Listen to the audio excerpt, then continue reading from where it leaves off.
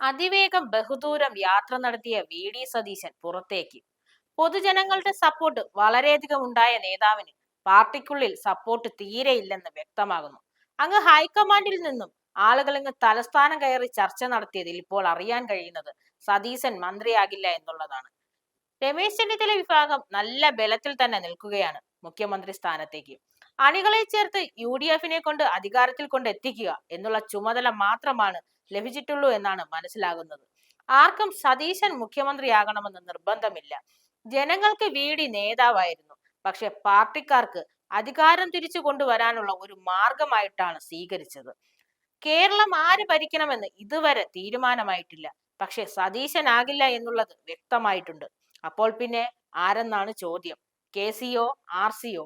ഒരു by election നേരിടാൻ KC തയ്യാറാകണം. അങ്ങനെ വരുമ്പോൾ ഇനിയൊരു ഇലക്ഷൻ നേരിടണം. സ്വാധീനമുള്ള മണ്ഡലത്തിൽ നിന്നാലും വിജയം ലഭിക്കുമെന്ന കാര്യത്തിൽ വിശ്വസിക്കാൻ കഴിയില്ല.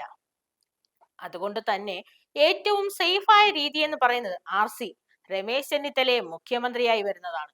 അങ്ങനെയെങ്കിൽ ത്രികോണ പോരിന് അടിവര ഇട്ടുകൊണ്ട് മുഖ്യനെ ഉടനെ അറിയാൻ സാധിക്കും. ഹൈക്കമാൻഡ് തീരുമാനം എന്താണെന്ന് അറിയാൻ നമുക്ക് കുറച്ച് മണിക്കൂറുകൾ കൂടി കാത്തിരിക്കാം.